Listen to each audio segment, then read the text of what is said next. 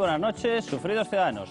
En el programa de hoy, Pedro J. Ramírez va a entrevistar a una de las ministras en estos momentos más en boca de todos por todos los temas que está tratando. Se trata de Leire Pagín. Tiene bajo su ámbito, bajo su control en estos momentos, la cartera de Sanidad. Ya saben cuáles algunas de las historias de las que se está hablando. Con una deuda de 15.000 millones de euros, nuestro sistema sanitario se empieza a hablar de si va a haber copago, no va a haber copago. Pero al margen de todo eso, tiene en su cartera nada más y nada menos que el control no solo de la sanidad, sino de normas en estos momentos como la ley antitabaco, como todo el jaleo que se ha montado tras la reforma del aborto, etcétera, etcétera. ¿Pero quién es esta persona? Es una persona con 34 años, ya es ministra, fue la diputada más joven y esta persona, Leire Pagín, es esta ministra. La titular de Sanidad, Política Social e Igualdad es una de las que más frentes abiertos tiene en un gobierno que no gana para sustos. Leire Pagín ha llegado al Ejecutivo en la última reforma de Zapatero en octubre pasado. Su ministerio tiene que abordar la controvertida ley del aborto, la puesta en marcha de la ley antitabaco y reformas para controlar los gastos farmacéuticos y sanitarios. La carrera política de Leire Pagín ha sido meteórica.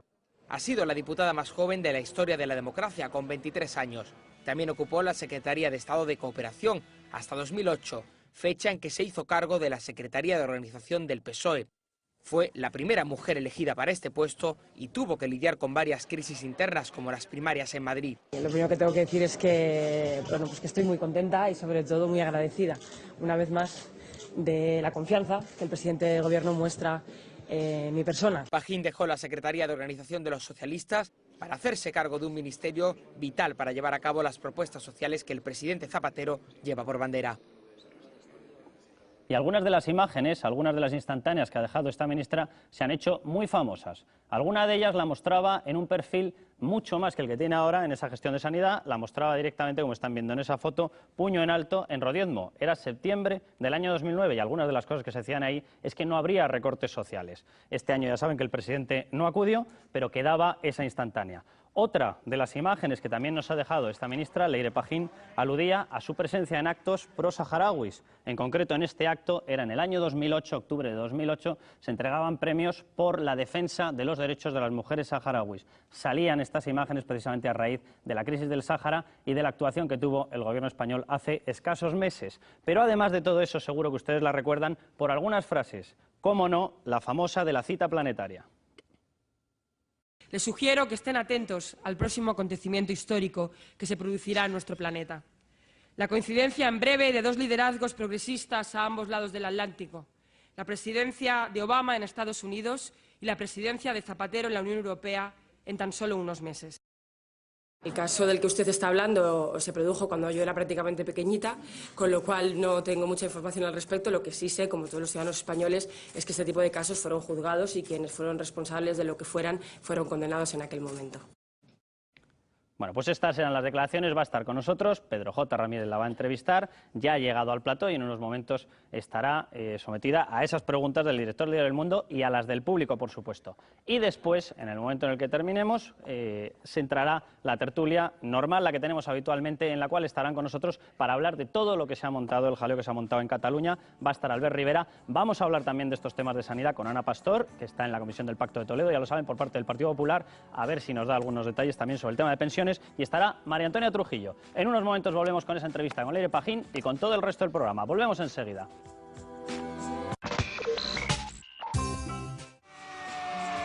Queremos saber qué hay debajo del mantel. Bueno, pues ya estamos aquí. Muy buenas noches a todos. La pregunta que les vamos a hacer en unos momentos, empezaremos con esa entrevista con la ministra de Sanidad, con Leire Pagín, pero antes déjenme que les comente la pregunta que les vamos a trasladar. Es un problema que tienen todos encima de la mesa: la luz, la subida de la luz. ¿Consideran ustedes que son razonables las subidas de los productos básicos? La pregunta va por la luz, pero va también porque van a ir viendo a lo largo de estos días la subida del transporte, la subida del gas, distintas subidas que van a afectar todas a sus bolsillos. Bueno, pues la pregunta es esa: ¿consideran razonables estas subidas? Si consideran que sí, 905-8807-71. Si consideran que no, el mismo teléfono acabado en 2, 905-8807-72. Y vamos ya directamente con esa entrevista. Pedro J., muy buenas noches. Buenas noches, amigos. Leire Pagín es la miembro, o miembra, luego lo aclararemos, más joven del Gobierno. Y realmente la carrera de esta donostiarra criada en Benidorm no ha podido ser más meteórica. diputada a los 27 años, secretaria de Estado de Cooperación a los 31, secretaria de organización... Perdón, no. No le quería yo corregir, ¿eh? No, fue diputada a los 23, diputada a los 23, secretaria de Estado de Cooperación a los 27, secretaria de Organización del PSOE a los 32 y ministra de Sanidad, Consumo, Política Social e Igualdad a los 34 años. Claro, llevando temas tan complejos y tan polémicos, pues como la lucha contra la violencia de género, la ley antitabaco, el aborto, los nuevos proyectos que van a regular pues la muerte digna, etcétera, no es de extrañar que la oposición le haya puesto muchas veces en su punto de mira, e incluso que buena parte del éxito o el fracaso de estos últimos cambios, de este que tiene todas las trazas de ser el último gobierno de Zapatero, vaya a ser calibrado en función del acierto, el nivel de acierto que tenga Leire Pagín. Buenas noches. Muy buenas noches. Menudo año para llegar al gobierno, ¿no? Bueno, es un año muy difícil, seguramente de los más difíciles que recordamos en los últimos 80 años. Pero en política hay que saber comprometerse no solo cuando las cosas van bien, eso es muy fácil, sino cuando las cosas van peor y hay que arrimar el hombro, hay que esforzarse y hay que dar la cara sobre todo. Pero antes de que empezaran a suceder los acontecimientos, usted veía este año no solo con optimismo, sino con unas expectativas extraordinarias, cuando dijo aquello de que iba a ser el año de la conjunción planetaria, el acontecimiento planetario en el primer semestre entre Obama y la presidencia de Zapatero en la Unión Europea. Claro, al final del año resulta que Obama se ha pegado una bofetada en las elecciones intermedias histórica y Zapatero pues no está en su mejor momento, por decirlo diplomáticamente. ¿No ha pensado en algún momento por qué no habría estado yo calladita aquel día? Pues de todo se aprende en la vida, pero es curioso. Acaban de poner hace, creo que de aproximadamente 10 minutos, en esta televisión, antes de este programa, las palabras exactas de lo que yo dije, que se puede juzgar exagerado y lo entiendo, no lo hice con esa intención, pero jamás dije la palabra conjunción planetaria. Acontecimiento, ¿no? Tampoco. Dije simplemente que iba a coincidir históricamente, y lo que más sonó raro fue la palabra planeta. Podría haber dicho en el mundo, en cooperación internacional, la palabra planeta, como en el medio ambiente lo utilizamos de una forma muy habitual, sonó, es verdad que sonó muy exagerado, ahora lo veo y lo entiendo, pero no lo dije con esa intención, en cualquier caso. Si miráramos las portadas del periódico, incluso del Mundo, cuando Obama llegó al poder, veríamos las expectativas, que no solo Leire Pagín, creo que es muy humilde decir eso, creo que todo el mundo, o el planeta como quiera, tenía respecto al primer presidente de Estados Unidos, con un perfil muy diferente, con un compromiso, por ejemplo, para que todos los ciudadanos y ciudadanas tengan sanidad, algo que en España afortunadamente es un derecho, pero en Estados Unidos no, cosas tan sencillas.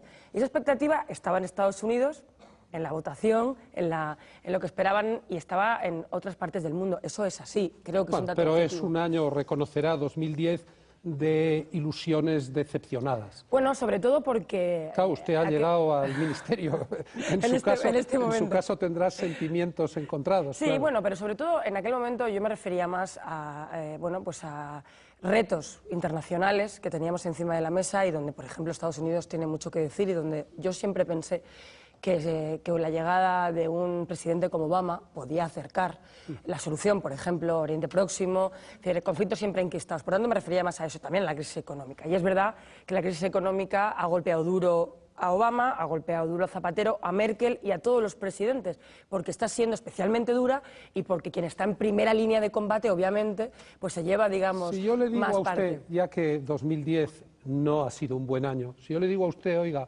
haga los 3 buenos deseos para 2011, ¿cuáles serían? Bueno, pues sin duda hay 2 que me salen de forma espontánea. Uno, eliminar, y si no podemos eliminar, reducir al máximo las muertes por violencia de género. Este año ha sido también un año muy duro respecto a las mujeres muertas a manos de sus compañeros o excompañeros. Claro, reducir las muertes por violencia de género. Por supuesto, crear empleo. Y recuperar la economía para los ciudadanos. Porque también hay que recordar que durante los últimos años hemos crecido, pero no todo el mundo ha recibido ese beneficio y de aquella situación pues esta conclusión, ¿no? Hoy es 28 de diciembre.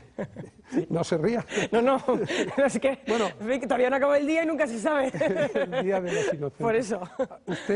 ¿Usted gastaba inocentadas? ¿Le gastaban inocentadas? Pues mire, sí que he gastado inocentadas de pequeña. Yo me imaginaba. ¿Por qué? ¿Tengo cara de traviesa? Bueno, no, pues le voy a explicar. tiene currículum. Le voy a explicar. ¿Ah, sí? Sí. No, sí, soy muy buena persona, no se crea. Todo lo contrario. Mire, es un día muy especial en mi familia porque hoy es el cumpleaños de mi abuela. Y por tanto, bueno, pues siempre con mi abuelo recuerdo que pues, cuando le dábamos el regalo hacíamos siempre alguna broma y siempre pues, estas cosas típicas de colgar en la espalda alguna cosa, pero siempre sin ofender. Yo siempre he creído en el sentido del humor, me encanta el sentido del humor, me parece un rasgo de inteligencia maravilloso, siempre y cuando el sentido del humor no ofenda a nadie, que este es la línea que no todo el mundo sabe traspasar. Cuando tenía 16, 18 Incluso años. menos, incluso menos. Y si alguien le hubiera dicho entonces, Leire, tú vas a ser ministra del Gobierno de España, sería, dice, menuda inocentada, ¿no? Bueno, pues mira, evidentemente nunca pensé a esa edad que iba a llegar a ser ministra del Gobierno de España, pero... ¿Cuándo lo pensó le diré, por primera vez? No lo he pensado nunca, si le digo la verdad, en el sentido que cada responsabilidad política llega cuando llega. Sí le digo que cuando ganamos las elecciones en el año 2004, yo formaba parte de un proyecto, el proyecto de Zapatero y la dirección del partido, y tengo que decir que tuve mucha suerte en algo que no siempre suele ocurrir. Y es que si me hubieran preguntado, cosa que no lo hicieron, qué me hubiera gustado aportar al gobierno, o qué me hubiera gustado ser en aquel momento, me hubiera dicho secretaria de Estado de Cooperación Internacional. Yo venía de ese mundo y tuve esa gran suerte. Siempre he procurado vivir las responsabilidades al momento, dar lo mejor de mí misma, aprender. Y, por tanto, nunca he tenido una visión. Ahora, le diré que a los 16 años yo ya militaba en Juventudes Socialistas, tenía un compromiso social en el Consejo de la Juventud y en ONGs de cooperación, por tanto, no estaba tan lejana al compromiso activo. Pero el compromiso activo no, pero el ser ministra... No, por eso le digo que nunca pensé en ser ministra. Porque mucha gente puede decir, ¿qué ha hecho Leire Pajín para merecer esto? Pues, es decir, ¿cuáles son sus piensen. méritos? ¿Por qué es usted ministra de todas esas cosas? Seguramente lo piensen por una razón muy sencilla, porque ministros de la historia de este país somos muy pocos. Y quien lo elige, después de que los ciudadanos elijan la opción política, es el presidente del gobierno. Bueno, pues porque la respuesta es muy sencilla, porque ha creído el presidente del gobierno que puedo gestionar un área social, como en su día creyó que podía gestionar la cooperación internacional para el desarrollo. Y a veces nos siente también, por utilizar la misma expresión almodovariana de qué he hecho yo para merecer esto, que también las críticas que se dirigen hacia usted son a veces exageradas o a veces estereotipadas. Bueno, creo sinceramente que en el mundo de la política, del periodismo, pero en la vida, no se debe nunca prejuzgar. Y también siempre he dicho que es importante no uno cuando llega, sino cómo se va de los sitios. Y por tanto yo lo único que pido, lo dije en mis primeras palabras como ministra, recién nombrada, es una oportunidad para demostrar si... Como si fuera un novillero. No, como si fuera una responsable pública, que la han elegido para resolver los problemas de los ciudadanos, no para otras cosas. Y por tanto tengo esa responsabilidad y cuando me vaya de este ministerio la gente podrá juzgar con su opinión si hemos hecho una buena política o si hemos errado en nuestras soluciones. Pero antes, sobre todo cuando se desconoce a la persona y se juzga por ser mujer o por ser joven, pues especialmente creo que es una visión equivocada de las cosas. Junto a las críticas también hay sectores sociales que sienten una gran simpatía por usted y que en cuanto le atacan a usted salen en tromba un poco en su defensa, ¿no? Pasó con esto del alcalde de Valladolid cuando hizo ese comentario, digamos, tan zafio sobre su atractivo físico, ¿no? Bueno, seguramente porque, primero, el alcalde de Valladolid no es la primera vez que se pronuncia en ese tono, es una tónica habitual, por lo visto, en su trayectoria. Habitual. Bueno, todos los medios de comunicación publicaron... Un perro que mató le llamaron mataperros, ¿no? Bueno, le puedo asegurar que a la candidata del Partido Socialista a la alcaldía de Valladolid hace ahora 4 años, va a hacer ahora 4 años, le dijo cosas mucho peores. O a cualquier otras responsables políticas, muchos periódicos publicaron 7, 8 afirmaciones de estas características. Pero sí, en cualquier caso... También cosas equivalentes de otros partidos, equivalentes, ¿no? En cualquier caso no, pero creo que es importante que separemos las cosas. Pero da igual. Si lo importante es, primero, cuando se hace ese tipo de afirmaciones, yo no me las tomo como algo personal. Creo que son una ofensa a las mujeres en general. Y creo que los servidores públicos tenemos que tener especial cuidado a la hora de hacer afirmaciones con la que está cayendo en este país, en la desigualdad, con respecto a las mujeres. Y por tanto, lo que creo es que... Sí, pero él pidió enseguida perdón.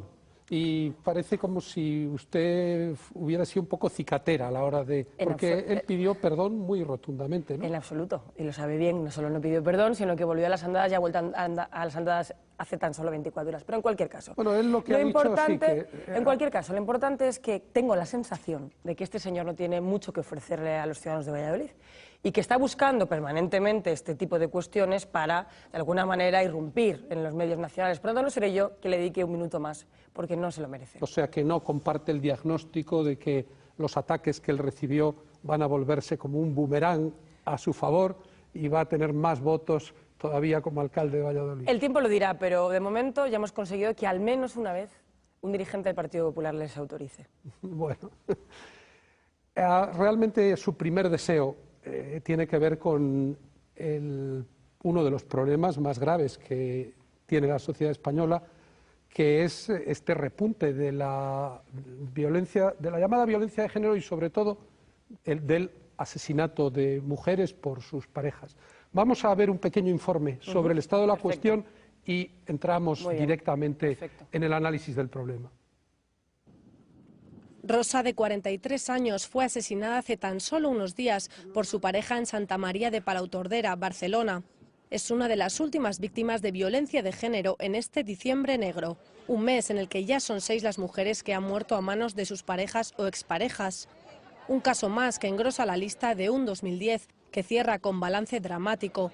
71 mujeres han muerto en lo que va de año, una cifra muy superior a la de 2009, con 56 muertes. Desde 2003 hasta hoy, 542 mujeres han sido víctimas de la violencia de género, una cifra sin duda dramática. En 2004 se aprobó la Ley Integral contra la Violencia de Género y aunque haya cierta estabilidad en el número de muertes por año, los datos siguen siendo alarmantes y ni con ayuda de esta ley se han conseguido frenar los asesinatos. Estos datos revelan que todavía falta mucho por hacer. Vamos avanzando, en estos 6 años de ley se ha conseguido mucho, estamos hablando de más de 140.000 mujeres que denuncian. Mujeres que rompen con el miedo y dan un paso más allá, denunciar su caso. 2007 es el primer año en el que se reflejan los datos de mujeres que deciden denunciar.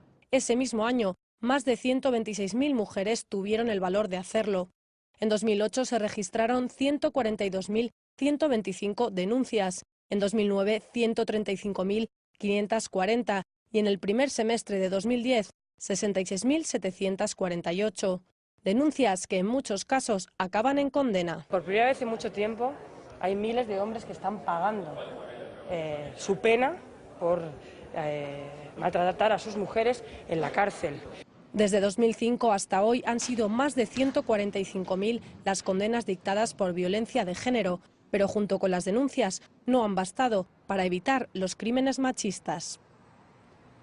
Claro, esta cifra de 71 mujeres asesinadas, no sé, quedan 3 días, ojalá no se incremente con estos, aunque diciembre está siendo terrible, ¿no? Es difícil. Claro, lo peor es que prácticamente es el mismo número de las mujeres que fueron asesinadas en 2003, antes de la entrada en vigor de la ley.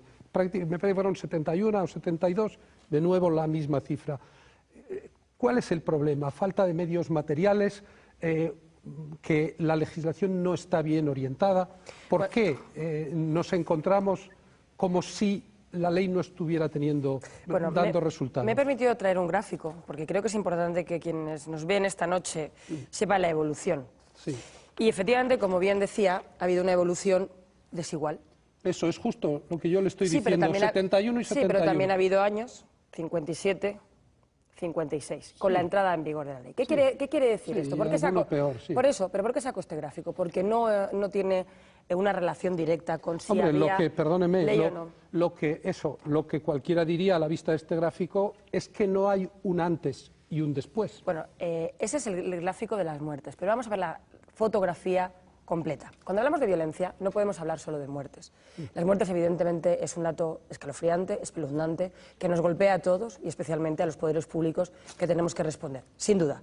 Pero junto a eso hay este año 90.000 mujeres que estamos protegiendo y miles de mujeres que hemos sacado de la violencia, que hemos conseguido primero que rompan esa barrera tan difícil que es la denuncia y después hemos conseguido protegerlas Y, por último, volver a una vida normal, un proceso que no es fácil. Pero lo han conseguido miles de mujeres y protegemos hoy, en este año, a más de 90.000. Por tanto, la radiografía completa no es una radiografía de fracaso, sino todo lo contrario. Eso no quiere decir que nos sentamos satisfechos en una sociedad donde todavía mueren tantos. Para conseguir reducir el número de asesinatos? Hace tan solo una semana yo reuní en una mesa a todos los que tenemos algo que decir en esta materia. Consejo General del Poder Judicial, Ministerio del Interior, Observatorio de Violencia, Ministerio. Y la primera conclusión que sacamos, Fiscalía, la primera conclusión que sacamos todos los que estábamos allí es que la ley es una buena ley, una muy buena herramienta. Eso no significa, nunca lo dijimos, que podíamos erradicar una violencia casi milenaria de la noche a la mañana. Pero es un instrumento con el que podemos, primero, proteger. Segundo, aislar una situación que antes se entendía hace no tantos años, y usted lo sabe bien, como privada. Era una cuestión de pareja y, por tanto, no se veía como un problema social. Afortunadamente, entre todos, los medios de comunicación han hecho mucho en eso, hemos saltado esa barrera. Hoy tenemos más sistemas y más instrumentos para proteger a las mujeres que no teníamos hace un tiempo. Por lo tanto, tenemos que seguir trabajando en esa dirección. Por ejemplo, lo de las pulseras funcionaría si se incrementara. Efectivamente, conclusiones que hemos sacado. Bueno, hay cosas que parece que han sido eficaces. Por ejemplo, las pulseras. El Ministerio ha puesto a disposición de los jueces, que son quienes deciden a quién la lleva y quién no, un número mucho mayor de las pulseras que se ponen. Y le gustaría al Ministerio que hubiera más pulseras, porque se ha detectado que es una herramienta para salvar vidas. Es lo que detecta si una persona que tiene una orden de alejamiento se acerca a la víctima, se acerca a su expareja. Efectivamente. Y, bueno, hemos detectado que efectivamente esa es una medida eficaz. Por eso, en la reunión que... Bueno, aunque parece que hay problemas técnicos que... Bueno, siempre puede haber algún desajuste, pero en términos... que no funcionan del todo bien. En términos generales ha sido un gran instrumento, así lo corroboran... Ahora lo tiene que decidir un juez, claro. Efectivamente. Por tanto, ¿qué hemos hecho? Decir al Consejo General del Poder Judicial, que es nuestro cómplice en esta materia, que busque mecanismos para incentivar a los jueces a que pues dictaminen más sentencias en esta dirección y más instrumentos en esta dirección. Tenemos que mejorar algunas cosas. Bueno, el Consejo de Ministros de hace un mes y medio aprobamos algunas que son importantes. Por ejemplo, las unidades forenses. Queremos más unidades forenses para poder saber más sobre el comportamiento de los agresores y sobre el comportamiento de la víctima y sus consecuencias. Queremos que haya un mejor protocolo sanitario, porque muchas veces las enfermeras y los médicos son quienes primero detectan una violencia precoz cuando una mujer va 3 veces al médico con un dolor de cabeza en las últimas 48 horas. Queremos también avanzar en todo lo que tiene que ver con la investigación caso a caso, porque no es verdad que haya comportamientos siempre similares. De hecho, en los meses a veces nos dice que agosto y Navidades son meses complicados y los expertos suelen deducir de eso que son meses de mayor convivencia. Pero no, sí, o sea, que tanto el que haga mucho calor como el que haga mucho frío. No, es un problema de convivencia. Es un problema de que algo que estamos detectando muy preocupante. Cuando la gente se va de vacaciones es cuando se pelea más. No es un problema de pelea. La violencia no es pelea. Y esto lo tenemos que tener muy claro. Lo tenemos que tener muy claro porque es una dominación del hombre sobre la mujer que acaba en una violencia, primero, normalmente psicológica, física y después desgraciadamente a veces, definitiva. Acabo con una reflexión, enseguida le dejo. Pero otra cosa que hemos detectado y que es muy importante es las últimas víctimas de este año. Son víctimas, primero, tanto los agresores como ellas, con una edad media mayor y con más años de convivencia. Por tanto, eso quiere decir, la única conclusión que podemos sacar, al menos así lo dicen los expertos, es que llevan más tiempo sometidas al maltrato y por tanto es más difícil el paso de romper con él. Y tenemos que ajustar los mecanismos de esa iniciativa. Todo lo que usted explica, toda esta casuística, pues también puede contemplarse desde una perspectiva distinta. Y usted debe reconocer que el debate está abierto, que hay quienes piensan que esta es una ley que crea una gran inseguridad jurídica y que desprotege y que vulnera constantemente el principio, o muy a menudo, de la presunción de inocencia. Yo también he traído... ¿Por qué? Yo también he traído algún gráfico. Aquí, pues, creo que las estadísticas, pues, efectivamente, pueden ser elocuentes en distintos sentidos. Estos son una documentación facilitada precisamente por el Consejo General del Poder Judicial. Sí. Efectivamente, tenemos el dato de las denuncias las denuncias solo se tienen cuantificadas desde el año 2007, que son 470.000. Como consecuencia de la ley. Bien, digamos que como la ley entró en vigor a mediados del 2005, pues sería razonable pensar que en total estaremos hablando de unas 600.000 denuncias. Si la tasa ya en el propio año 2007 fueron 126, hay que pensar que en el año y medio anterior podrían ser otro tanto, porque empezaron más lentamente. O sea, tenemos 600.000 denuncias. Y aquí lo que nos dice el Consejo General del Poder Judicial es que, sumando las condenas en los juzgados de violencia doméstica, especializados en la mujer, juzgados de lo penal y en las audiencias provinciales, al final tenemos en todos estos años 145.000 sentencias condenatorias. Sí, pero cuidado, ese dato tiene trampa. El Consejo, sí, se le voy a decir cuál es, es muy fácil. El Consejo General del Poder Judicial lo dejó muy claro hace tan solo un mes. Una cosa es que haya denuncias, que en muchos casos, desgraciadamente, es una lucha que tenemos permanente, finalmente acaban siendo retiradas como consecuencia de la dominación de la mujer. Otra cosa es que por falta de pruebas evidentes... Sí, exactamente tengo este dato de las renuncias a la continuación del proceso, que curiosamente han aumentado un 46%. Efectivamente. Y lo cual es un poco sorprendente. Efectivamente. ¿Sabes por qué? Quería acabar el argumento. Por algo que le decía hace unos minutos. Porque las últimas mujeres que están denunciando, estamos detectando que son mujeres que llevan un mayor nivel de convivencia con ellos y por lo tanto tienen un problema mayor a la hora de romper la espiral de la violencia. Eso está demostrado. Pero le diré más. Cuando hubo esta polémica, el Consejo General del Poder Judicial hizo algo que está muy bien, que es demostrar las cosas con datos objetivos. Y no lo dice la ministra, sino lo dice el Consejo General del Poder Judicial, que fue investigar de las 500 denuncias que había habido ese año, cuáles entendía que eran falsas. Porque este debate nos llevó durante muchos meses a las famosas... Pero yo no he utilizado esa expresión, pero yo lo quiero explicar porque yo no he utilizado la expresión denuncia falsa. Yo lo quiero explicar porque hubo un debate sobre ello que ha hecho mucho daño a la lucha contra la violencia de género, mucho. Porque muchas de esas mujeres, después, lo han testimoniado así, no se han atrevido a denunciar como consecuencia de que creían que no las iban a creer. Pero le digo esto porque, para explicar por qué hay un desfase entre las denuncias y las condenas. Bueno, pero perdóneme, pero al final las renuncias a seguir con el proceso prácticamente es un 10 o un 12%. Pero luego sumamos a veces las faltas de pruebas en un juicio, como puede pasar en otros sitios. Pero también se podría considerar que hay quienes están siendo condenados sin pruebas suficientes.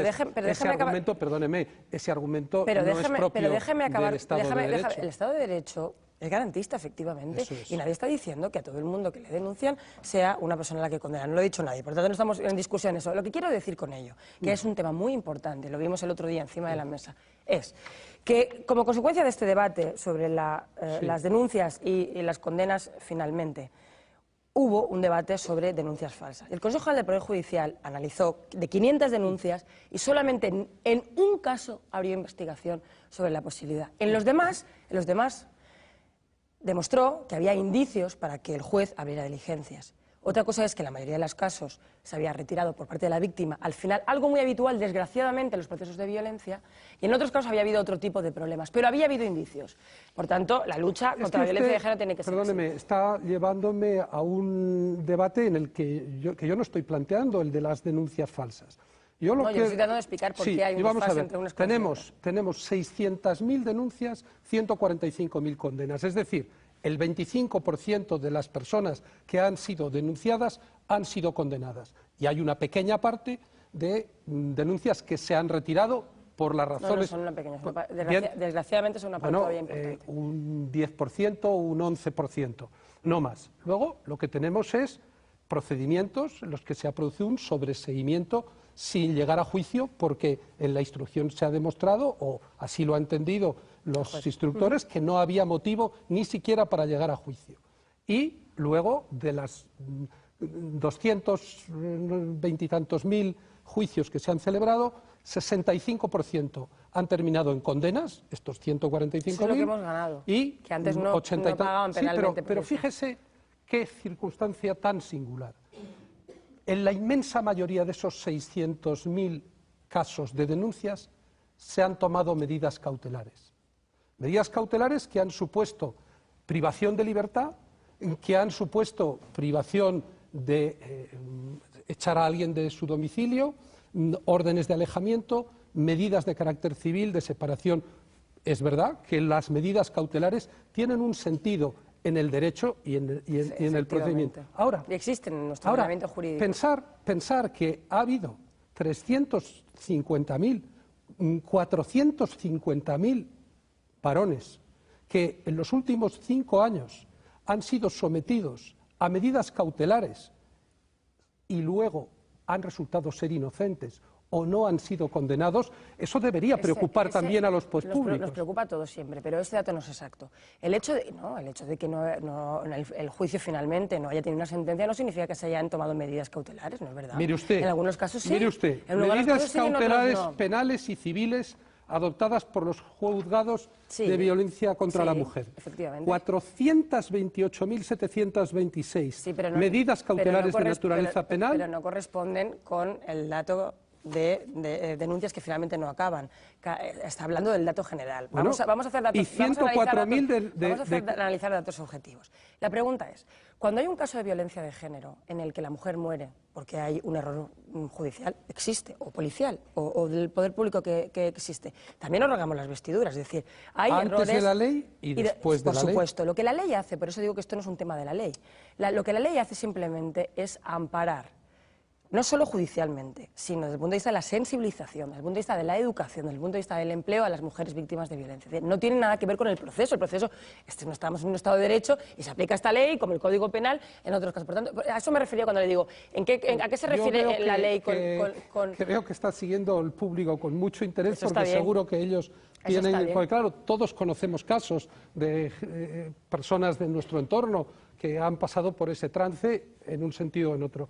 Yo no conozco muchas personas que hayan pasado por un sentido en el que hayan sido acusados de violencia y luego no hayan sido condenados. Yo sí. Bueno, conocerá, pero no creo que muchos. Yo sí. Espero que no sean muchos, porque tendríamos un problema.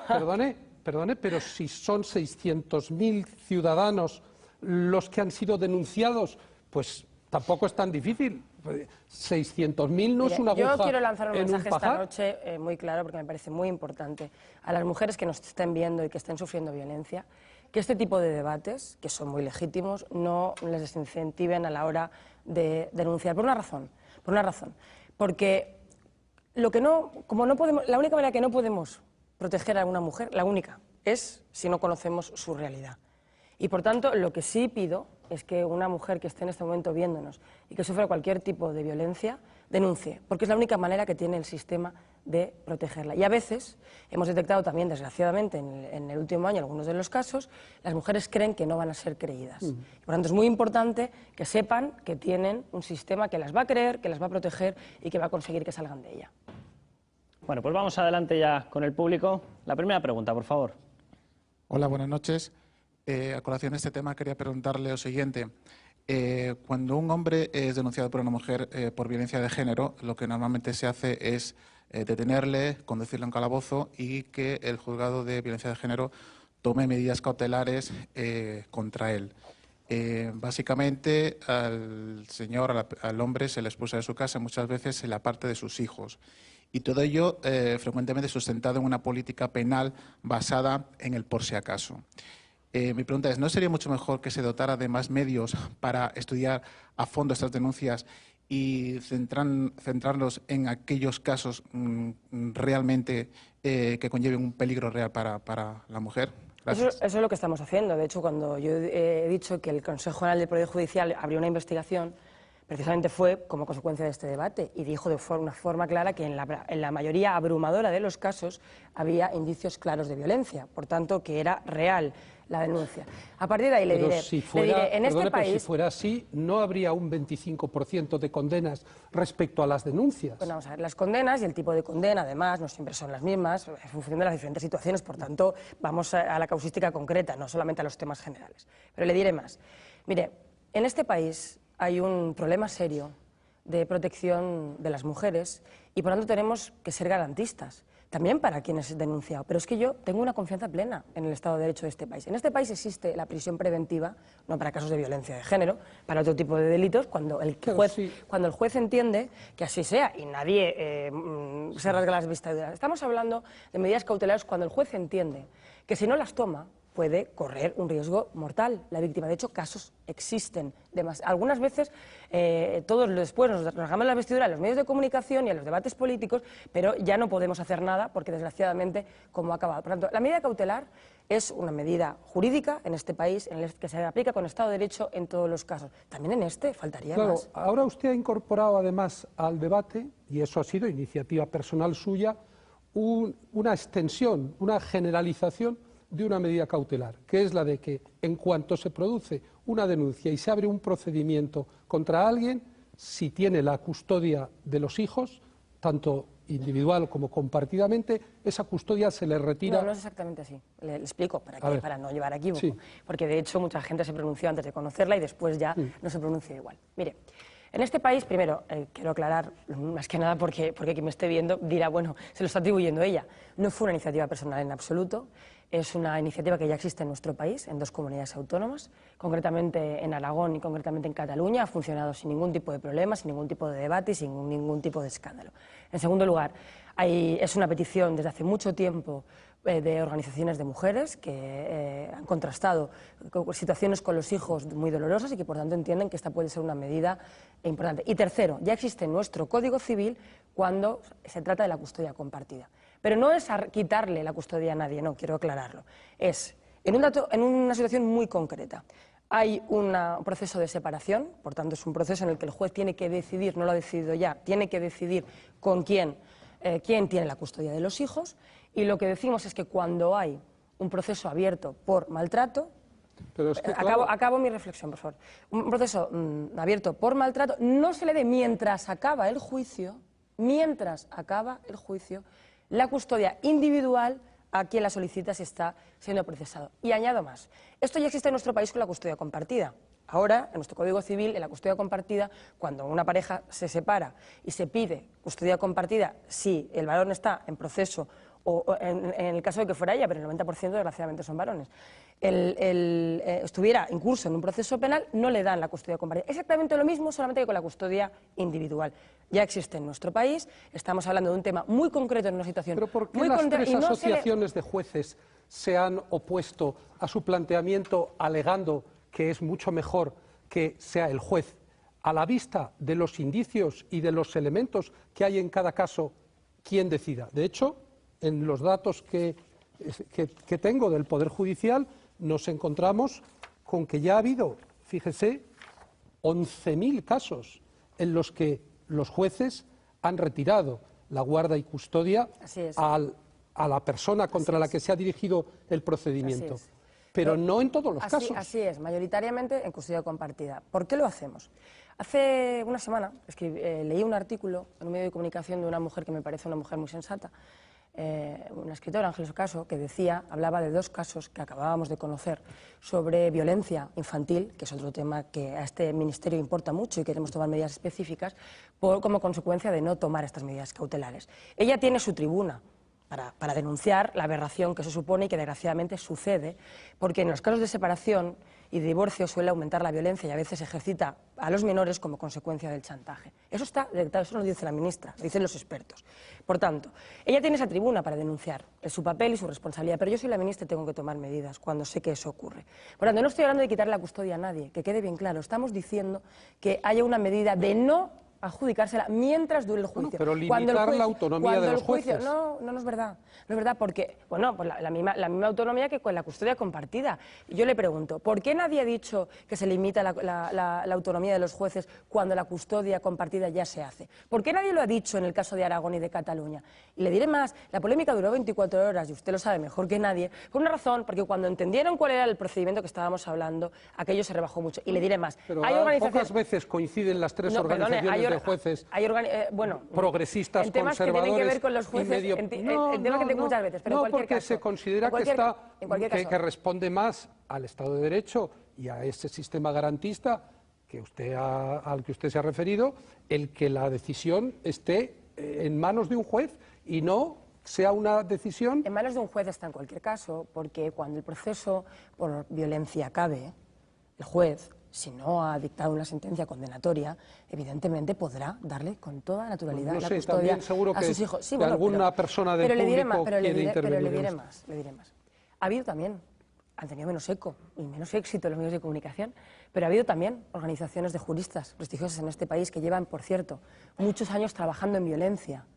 No son solo juristas, sino trabajan en violencia, que han salido a favor de este tipo de medidas. Insisto que es una medida muy concreta, insisto que es una medida cautelar, insisto que en este país ya existe y no ha habido ningún escándalo, ningún problema, al revés. Hemos seguramente salvado situaciones que se pueden producir, no digo que se produzcan siempre, digo que se pueden producir y cuyas consecuencias son demasiado graves. Y cuando un ciudadano, un 25 de noviembre, lo denuncia con desgarro, lo que ocurre a los niños fundamentalmente en esos procesos, sí, pues está en su derecho. Pero puede ocurrir también el caso inverso. Sí, puede por ocurrir supuesto. el caso de que se esté privando a magníficos padres de la relación con sus hijos. Cuidado. La custodia individual de unos hijos no tiene en absolutamente nada que ver con que pueda ver a sus hijos. A los hijos los puede ver exactamente... Perdón. Sí, hombre, una vez al mes. Bueno, o una vez cada X tiempo. Como muchos padres con régimen de separación que nada tiene que ver la violencia. Pero al revés. Usted no admite, perdóneme, usted no admite que esto puede fomentar las denuncias encaminadas a tener una posición de ventaja en un procedimiento de separación de cara a la custodia de los hijos. Porque precisamente después de este debate el Consejo General de Poder Judicial, vuelvo a repetirlo una vez más, ha demostrado que eso no es cierto. Por tanto, no, pero no porque no es una opinión de Leire Pajín, es un informe de investigación del Consejo General del Poder Judicial. Lo que recuerdo claramente es la argumentación del vicepresidente y portavoz que dijo una de las cosas más tremendas que yo he escuchado últimamente en la vida pública española. No sé si tenemos el vídeo. Tenemos esas imágenes. Vamos a ver la frase de Rubalcaba. Lo que cree que el Gobierno que hay que hacer es darle la custodia no al presunto maltratador o maltratadora, sino al presunto maltratado o maltratada. Lo hacemos para proteger al niño, a los niños. Eso es fundamentalmente, para proteger a la infancia. Pensamos que los niños van a estar mejor, no con la persona presuntamente maltratadora, aunque este es un tema que hay que dirimir en lo penal, sino con la que presuntamente ha sido maltratada. Sí, pero ahí no se ha añadido, y él dijo que los derechos de los niños son predominantes sobre la presunción de inocencia. Y claro, eso es una barbaridad, porque derechos de los niños son también el poder continuar teniendo una relación con un padre que luego en muchos casos resulta que es declarado inocente. Bueno, para su tranquilidad, esos niños van a seguir teniendo relación con sus padres y cuando haya una sentencia en una dirección u otra, el juez revisará la sentencia en ese sentido, como ocurre con toda normalidad. Claro, ¿y quién repara el daño causado? Bueno, ¿y quién repara el daño causado de violencia a los menores? Desde luego, mi responsabilidad es evitarla. Sí, bien. Yo yendo un poco al fondo del asunto, claro, el artículo primero de la ley dice, se la sabe usted muy bien, que la presente ley tiene por objeto actuar contra la violencia que como manifestación de la discriminación, la situación de desigualdad y las relaciones de poder de los hombres sobre las mujeres se ejerce sobre estas. ¿Usted cree que todos los casos de la llamada violencia de género son fruto de la dominación del hombre sobre la mujer? Absolutamente, pero no es que lo crea yo, porque si lo creyera yo pues sería una afirmación subjetiva y podría ser absolutamente opinable. Todos los expertos, no solo en España, en todos los países europeos que han estudiado violencia durante muchos años, precisamente le llaman, y por eso aquel debate conceptual sobre no llamarle violencia doméstica, que puede ser más amplia, sino violencia de género, tiene que ver con que en todos y cada uno de los casos hay dominación previa. Y le diré más.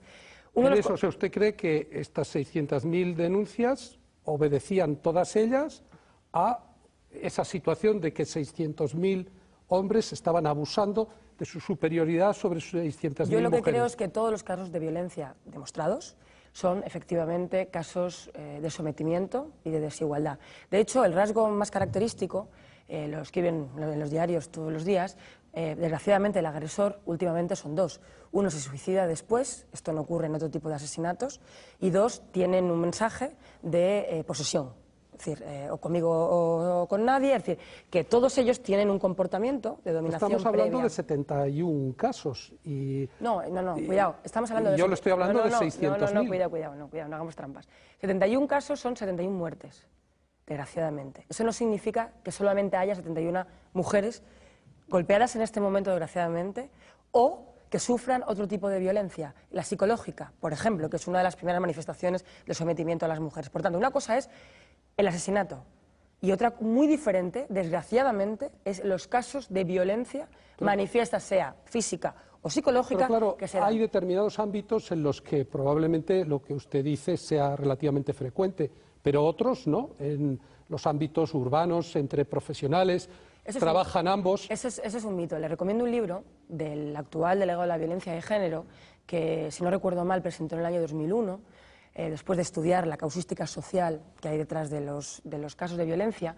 Se llamaba... La casuística. Sí, la casuística, porque es ver un poco cuáles son los diferentes casos, cuáles los comportamientos y el perfil de víctimas y de maltratadores. Y el primer mito que rompió, a mí me llamó la atención, yo lo desconocía, lo conocí entonces con aquellos informes, es que aunque efectivamente la igualdad es una herramienta muy importante para luchar contra la violencia, no es tan sencillo vincular ni clase social, ni zona rural o urbana, ni estatus con la violencia. Desgraciadamente se manifiesta de una forma bastante transversal, digo desgraciadamente.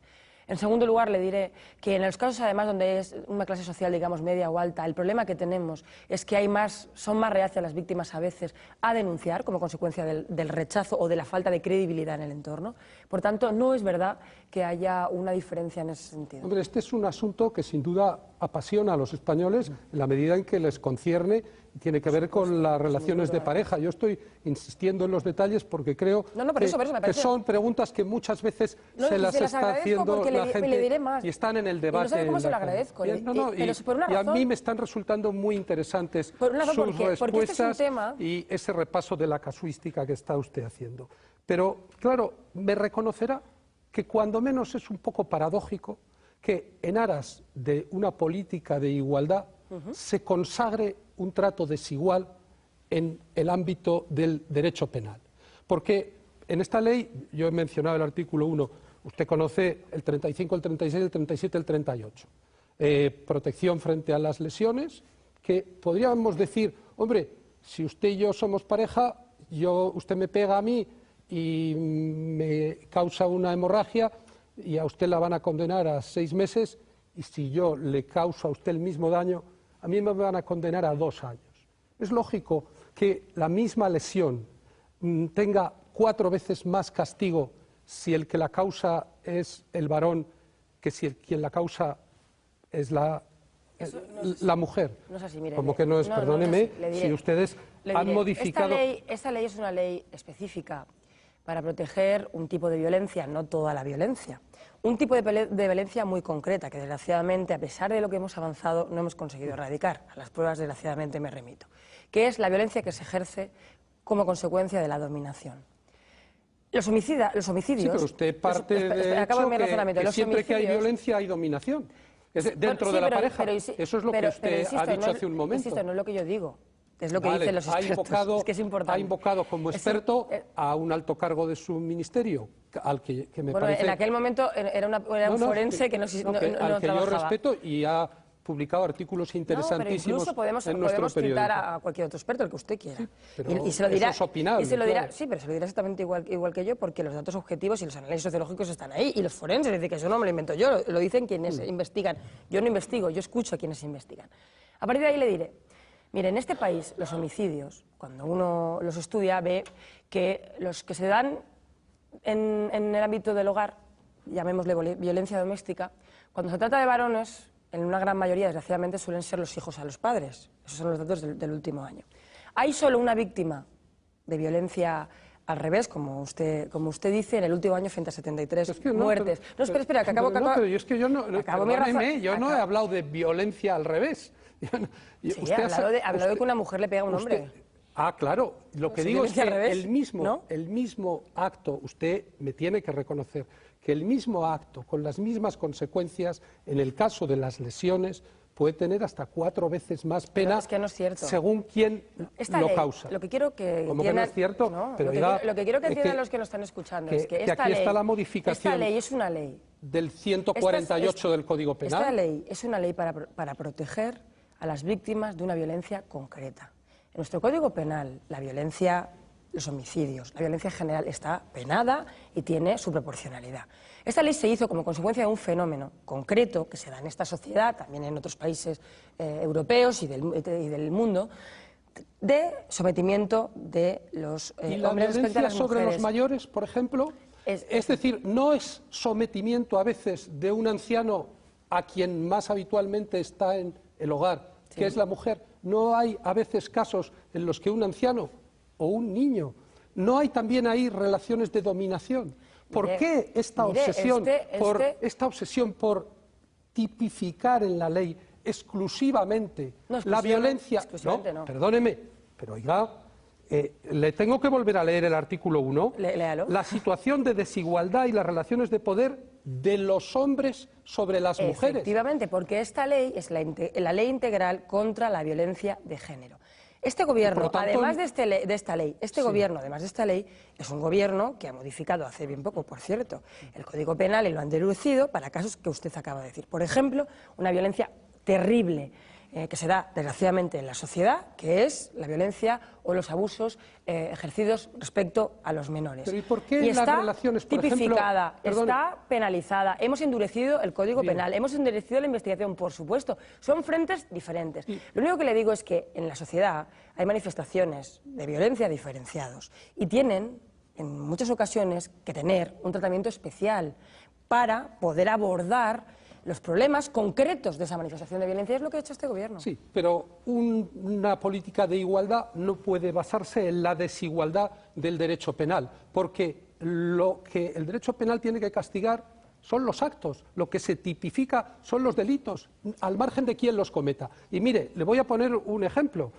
¿Por qué el colectivo homosexual no está igualmente protegido que las mujeres respecto a la violencia de los hombres? ¿No hay relaciones de dominación en las parejas homosexuales? Yo le puedo decir algo. Si realmente hay una demostración de los casos, por cierto, que también le digo, son casos muy puntuales, los que hasta ahora... casos puntuales, cada caso, cada familia es una historia puntual.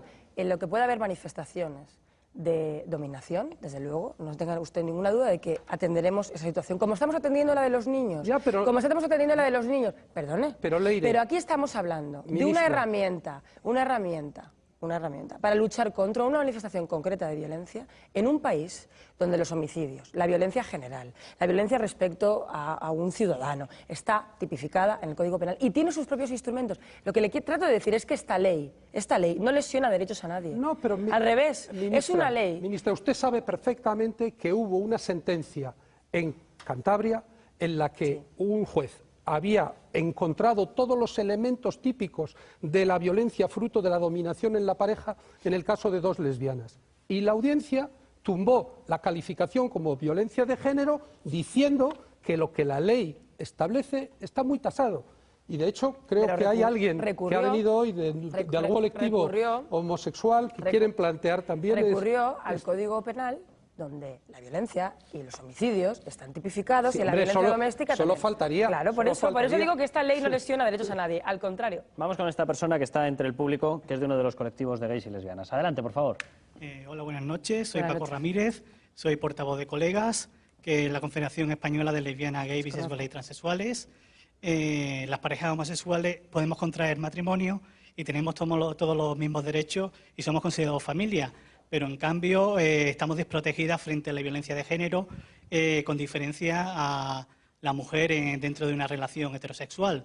Ni tenemos acceso a los recursos sociales, ni las penas son las mismas, ni se hacen medidas preventivas para eso. Ya ha habido dos hombres gays que han muerto a manos de sus parejas.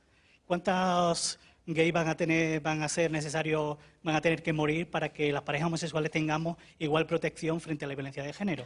Bueno, también quería hacerle otra pregunta respecto a las subvenciones que realiza el gobierno de Zapatero.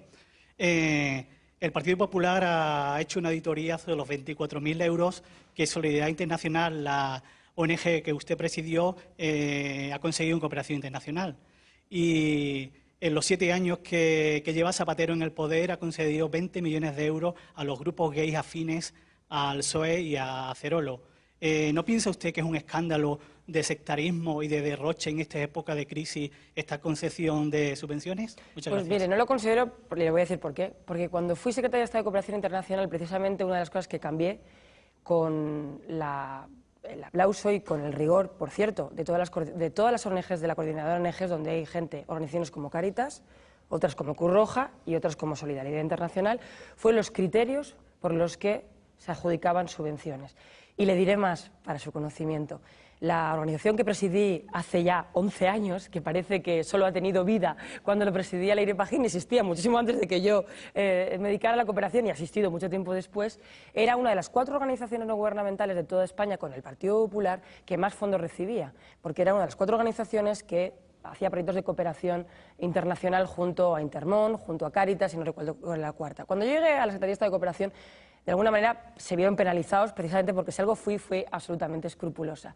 Y esos convenios que ahora tienen que pasar, todos los requisitos que ahora tienen que pasar todas las ONGs, se cambiaron en mi época, porque creo profundamente en la transparencia y creo profundamente en la objetividad. Y por eso mismo le diré, yo nunca he considerado Colega como una organización no afín. Es más, le diré, yo fui secretaria de Movimientos Sociales del Partido Socialista, algo que no se ha dicho en el currículum, con 23 años en la Junta Federal del Partido y trabajaba ya con Colega. Eso para mí no es ni mejor ni peor, es una organización que reconozco desde hace muchos años, con la que vengo trabajando y a la que respeto. Y le diré más, por supuesto que tenemos que hacer mucho más en la sensibilización, en la violencia, como lo hacemos en otro tipo de comportamientos en las parejas homosexuales. Pero, hombre, reprochar a este gobierno que no ha tenido sensibilidad con respecto a las parejas homosexuales, le puedo asegurar que es poco creíble. Pero hay una contradicción, porque usted sabe que este planteamiento es compartido por el colectivo homosexual en el sentido de decir hay muchos casos que encajan exactamente en la violencia de género. Incluso hay un estudio norteamericano que tenía por aquí, que quizá en Estados Unidos, claro, es una sociedad que va por delante de nosotros, que el 30 y tantos % de los casos que podrían encajar en lo que usted ha definido como violencia de género se dan en el seno de las parejas homosexuales. Yo digo que hay contradicción en hablar de igualdad aplicando legislación basada en la desigualdad de trato según quién es la víctima y quién es el agresor. Insisto en que una ley que trata una manifestación de violencia concreta no lesiona derechos a otros. Lo que hace es proteger a un colectivo específico. Existen herramientas, instrumentos que habrá que seguir desarrollando. Quiero recordar que en este país las parejas homosexuales, por cierto, gracias a este gobierno, se pueden casar desde hace poco tiempo, están legalizadas en ese sentido hace poco tiempo y, por tanto, tendremos que seguir avanzando. Pero, ojo, que haya una herramienta, una ley, una iniciativa política, llámele usted ¿no sería lo que mejor quiera. tratar toda la violencia contra ancianos, contra menores, de una mujer contra un hombre, no, de un que hombre? No es lo mismo, ¿sabe o sea, por qué? que no es lo mismo, artículo, me parece que es el 37 de su ley, las vejaciones psicológicas. No es lo mismo que yo la insulte a usted reiteradamente, que usted me insulte a mí reiteradamente. ¿Usted cree que yo no tengo mi corazoncito?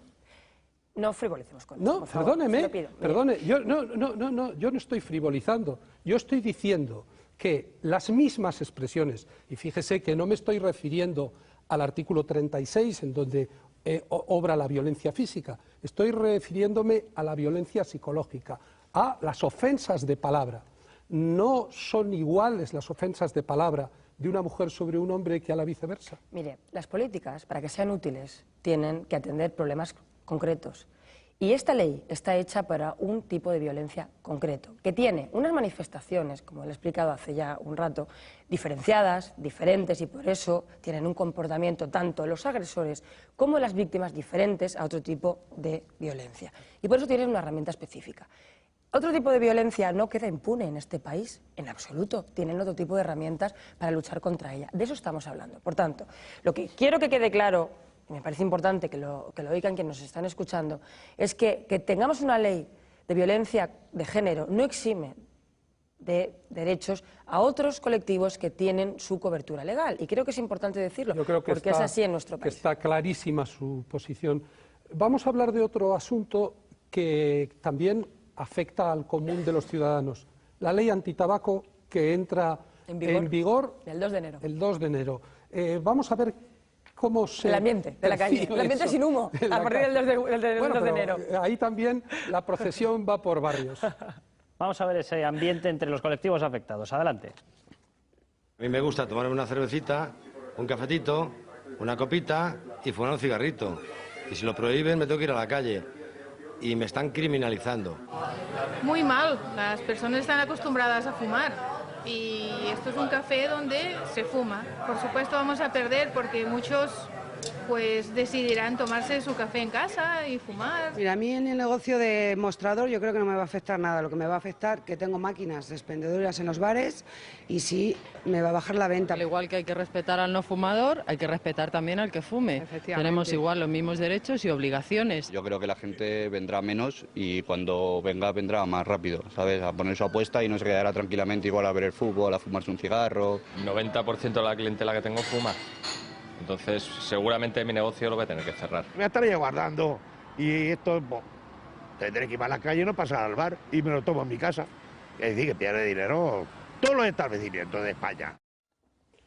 Permíteme la broma. A ver. Pero Jota, este vídeo está muy bien escogido, ¿no? Lo digo porque todas las encuestas, no las que estéreo, sino todas las encuestas dicen que un 80% de los ciudadanos están a favor de que no se pueda fumar en espacios cerrados y usted ha conseguido encontrar a todos los que están en contra. Mire, es muy curioso. Mire, para que no quede la menor sombra de duda, no sé si es el 80 el que sale, pues desde luego, tanto si es el 80 como si es el 20, en ese colectivo estoy yo. Es decir, a mí me parece... Sí, no se lo digo por usted, lo digo por el vídeo. Bien, bueno, también es verdad que lo que está en debate es no se estarán vulnerando los derechos. Y ese debate lo entiendo. Y si no está, el planteamiento de la ley no es demasiado fundamentalista. Bueno, este debate lo entiendo. Sobre todo entiendo la parte, poniéndose en el lugar por de personas mayores que han fumado toda la vida. Bueno, y también vamos a ponernos en el lugar de las personas que han fumado toda la vida y de las personas que llevan tragando humo toda su vida, sean mayores o menores. Pero vamos a racionalizar el debate, que yo creo que es un debate también interesante. Primero, yo respeto absolutamente todas las opiniones, faltaría más. Y sobre todo entiendo perfectamente a aquellos que dicen, desde el sector de la hostelería, que puedan tener dudas respecto a la repercusión económica que pueden tener. No solo la entiendo, la respeto, les he escuchado, les he atendido y les he mostrado todos los estudios que existen en Europa y en Estados Unidos. Usted viaja, lo conoce bien, todos los países de nuestro entorno no se puede fumar. Nosotros éramos casi una isla en ese sentido, incluso con la última ley. Y por tanto, todos los estudios que conocemos y que existen dicen no solo que no ha habido una penalización económica, es decir, la gente no ha dejado de ir a los bares, incluso en algún caso, tampoco quiero decir que sea general, pero en algún caso se ha visto como una oportunidad de negocio porque clientes que no iban a determinados bares porque también les molesta el humo. Los propietarios de los bares se encuentran con que hace bien poco hubo una legislación que les permitía tener lugares reservados para fumadores y ahora ni siquiera eso, ¿no? Bien, me parece interesante, por eso vamos por partes. Primero, esto no es una ley de derechos individuales, quiero decir, no estamos impidiéndole a una persona que fume o no fume. No, perdone. Un ciudadano de este país puede seguir fumando. Ahora bien, lo que no puede hacerlo es en un espacio público cerrado. Es una luz ni aunque hubiera un lugar acotado, ni aunque haya un lugar acotado para fumadores. No lo hay precisamente porque la ley anterior era una ley, primero, no es una ley que haya entrado como en el resto de los países de Europa y de Estados Unidos de golpe. Usted ya hablaba de esto. Esto es una ley que primero tuvo una primera legislación, que era con excepciones. Esas excepciones han tenido un tiempo, en algunos casos ha creado más problemas que soluciones, pero ha funcionado razonablemente bien y ahora damos un paso más, es decir, limpiar de humos el espacio público cerrado. Es decir, que un ciudadano podrá seguir fumando, lo que no podrá hacerlo es en un ámbito público. Segunda consideración que me parece tremendamente importante. Es una ley de salud pública porque lo que tampoco puede hacer el Estado es obviar el número de muertes víctimas de un país que son mayores. Ya sé que esto va a parecer extraño, pero es así. Que es mayor el número al año en España que los accidentes de tráfico. Usted sabe que precisamente el suplemento de salud del diario El Mundo ha sido pionero desde hace muchos años. Por lo tanto, que no quede la menor sombra de duda sobre lo que yo pienso en el fondo. Lo sé, y además sé que es cómplice del fondo. Eso es. La cuestión de cómo va a entrar en vigor. Primero, en todos los países de Europa, yo recuerdo, yo estuve trabajando en Irlanda y nunca pensé, lo digo sinceramente, que la entrada en vigor de una ley muy similar a la nuestra, incluso va un poquito más allá, se iba a hacer con esa naturalidad que se ha hecho. Ha sido posible. Ha sido posible en Italia. Ha sido posible en todos los países de nuestro entorno. Usted viaja, lo conoce, porque somos diferentes. Primera consideración. Segunda consideración. La mayoría de los ciudadanos tienen derecho a un espacio sin humo. Porque el derecho individual del fumador no se vulnera. Perdóneme una cosa, un ángulo que usted no está contemplando. ¿Sí? El Estado no se está desentendiendo del hecho de que en el origen de la adicción de muchos españoles, sobre todo de las generaciones anteriores, está una actitud de los poderes públicos que comercializaba el tabaco, tabacalera, los estancos, todo un sistema que empujaba a la gente a fumar. Y ahora parece como si la única solución sea la represiva. No, no es verdad que sea la única solución. De hecho, en los últimos años hemos tomado muchas medidas. Fíjese que hay cantidad de jóvenes, supongo que lo que más le preocupará son los jóvenes que están empezando a fumar. Hay dos tipos de comportamiento que se están produciendo en nuestra sociedad y que hacemos campañas todos los años para intentar erradicar. No solo los jóvenes, es decir, que empiezan muy jóvenes, sino, por ejemplo, las mujeres. Las mujeres, desgraciadamente, como muchos estudios últimamente han demostrado, dicen, arrojan, que estamos incluso cambiando nuestras pautas de comportamiento, fumamos antes y más, y eso está llevando a que el cáncer, que habitualmente, y el índice de morbilidad de las mujeres, que era fundamentalmente otro tipo de cáncer, esté ya empezando a igualarse, incluso a superarse por el cáncer de pulmón. ¿Se van a encontrar un día de estos con que haya ciudadanos enfermos de cáncer que pongan pleitos al Estado, acusándole precisamente de haber fomentado una adicción que les ha llevado a esa enfermedad mortal? Eso existe, pero lo que sí que hemos escuchado es que hay trabajadores de la hostelería que han denunciado también, no solo al Estado, sino a sus establecimientos, porque tienen enfermedades como consecuencia de tragar el humo de sus clientes. Muchos de esos ejemplos se utilizó, por cierto, por parte de la mayoría de los grupos parlamentarios en el debate del Congreso de los Diputados. Efectivamente. Por eso es una ley que protege la salud de los españoles, la salud pública de los españoles. Y lo que quiere es precisamente garantizar el derecho colectivo de la ciudadanía a no tener que tener ese tipo de enfermedades. Ese concepto que acaba de invocar, la salud pública de los españoles, usted es ministra, como hemos comentado, de bastantes cosas, pero supongo que se sentirá especialmente orgullosa de ser ministra de Sanidad, porque el sistema público en España es uno de los que da más prestaciones y con un mayor grado de satisfacción. Pero ya que está de moda esta palabra, que la ha puesto de moda el propio presidente del Gobierno, ¿es sostenible un sistema que se calcula que tiene 15.000 millones de deuda ahí como debajo de la alfombra, ¿no? Bueno, yo no solo creo que lo es, sino que creo que tenemos que seguir debatiendo, pensando con rigor, medidas de ahorro del gasto. Ahora explicaré las que hemos puesto en marcha, las que vamos a poner en marcha, y que tenemos que seguir protegiendo lo que a mí me gusta llamar la joya de la corona, que es el Sistema Nacional de Salud, que garantiza en igualdad de condiciones a todos los españoles, con independencia de su renta y de dónde vivan, una prestación sanitaria en condiciones, y que es el servicio público mejor valorado por los ciudadanos españoles. ¿Usted cree que no veremos el copago entonces? Mire, a ver, yo no puedo decir lo que veremos o no veremos. No es mi responsabilidad. Mi responsabilidad es decir lo que yo pienso respecto a la financiación del sistema sanitario. Y le diré que yo estoy abierta a cualquier debate. Ahora bien, me pronuncio sobre ello. Y creo que antes de que la solución del Sistema Nacional de Salud recaiga en los bolsillos de los ciudadanos españoles, hay muchas otras medidas que tomar. Por ejemplo, hemos tomado medidas en estos últimos meses y algunas que vamos a poner en marcha en las próximas semanas que calculamos van a ahorrar al Sistema Nacional de Salud más de 4.200 millones de euros. Creo que merece la pena. Por ejemplo, medidas estrella de ese plan? Por ejemplo, el catálogo de genéricos. En este momento hay una campaña en televisión en esa dirección para la reducción del gasto farmacéutico. Por ejemplo, el inicio de la monodosis para que los ciudadanos paulatinamente puedan ir encontrando en su farmacia un número de pastillas adecuado al tratamiento y no tengan que comprar más. Por ejemplo, la central de compras, es decir, que haya una única central de compras en toda España para que sea más barato. ¿Cómo se ha tardado tanto tiempo? Eso ha sido una de las iniciativas que puso en marcha su antecesora, Trinidad Jiménez. ¿Cómo se ha tardado tanto tiempo en centralizar la compra de los sistemas autonómicos de salud? Y cuidado, tenemos que seguir vigilantes. Esa es la obligación del Ministerio de Sanidad. Lo digo porque esos días tenemos un debate apasionado, por ejemplo, con Galicia. La Comunidad Autónoma Gallega quiere tener un catálogo de medicamentos propio. Y lo que dice el Ministerio de Sanidad, que por supuesto va a estudiar con rigor esa medida, porque la competencia es del Gobierno de España, no de las comunidades autónomas, y lo que no tiene ningún sentido, es que ya lo digo también, es que haya 17 catálogos de farmacia, claro, pero sobre todo porque el ciudadano que vive en Asturias... ¿Y 17 calendarios de vacunación? Ya no la va a ver, porque hemos tomado una medida para que pero sea único. Pero hasta hoy lo sabía, ¿no? Claro, pero vamos a ver, ¿Y 17 tarjetas sanitarias? Tampoco vamos a hacer una medida para que... Le voy a contar.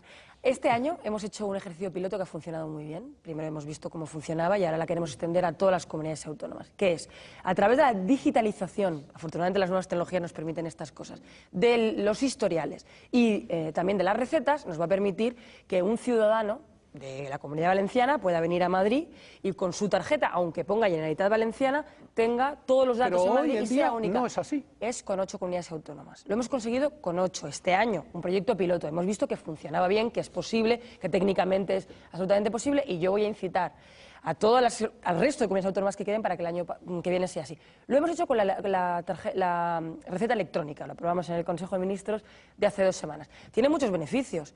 No solo que un ciudadano residente vaya a otra comunidad y pueda utilizar la misma receta, que solo tengamos una receta, sino que además, por ejemplo, un enfermo crónico que, bueno, pues que vaya de vacaciones, por ejemplo, durante un tiempo a otra comunidad autónoma, no tenga que volver al centro de salud a que le prescriban. Es que, claro, es que comenta usted como grandes logros cosas que tendrían que ser de sentido común. Lo comparto, la cuestión es si no nos hemos pasado de frenada también en materia sanitaria con esto de las 17 comunidades autónomas, porque usted está poniendo algunos ejemplos prácticos, pero yo podría plantear alguna idea de política sanitaria. ¿No sería mucho mejor que usted con un equipo de expertos, la ministra, planificaran las necesidades de salud de los españoles, por qué razones se está muriendo la gente y conseguir que las comunidades autónomas, más allá de los servicios básicos, cada una se especializara en atender una enfermedad, en tener un centro especializado? Ya lo hacemos. De hecho, los centros especializados de referencia,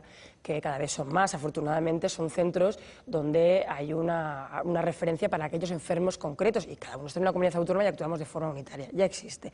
Pero usted le parece de sentido común y precisamente por eso las tomamos. Pero yo quiero recordar algo. En los últimos años se ha ido descentralizando la competencia y ha acabado no hace tanto tiempo. Ahora tenemos que seguir perfeccionando el sistema de coordinación. Esa es la gran tarea del Ministerio. Por eso cuando la presidenta de la Comunidad de Madrid, se lo dije a ella hace poco que la vi, habló de que había que suprimir el Ministerio de Sanidad, le dije, pues precisamente el Ministerio de Sanidad, la obligación que tiene es garantizar la equidad. Es decir, que cualquier ciudadano, viva donde viva, tenga los mismos derechos. Y todas estas medidas que hemos tomado son medidas importantes, de ahorro, de eficiencia, de equidad. Y el Ministerio de Sanidad lo que tiene que hacer es liderar ese tipo de apuestas. Y desde luego creo que esas medidas que se tomaron con mi antecesora son importantes y buenas. Las voy a desarrollar con toda la determinación, porque creo que ganan los ciudadanos y las ciudadanas. ¿Alguna pregunta de algún usuario de la sanidad pública? Vamos con el público. Buenas noches. Buenas noches. Yo quería hacer una pregunta con respecto a este tema. Vamos a ver, hace unas fechas estuvo aquí Manuel Pizarro y entonces hizo unos comentarios diciendo que los españoles tenemos en nuestra casa una farmacia.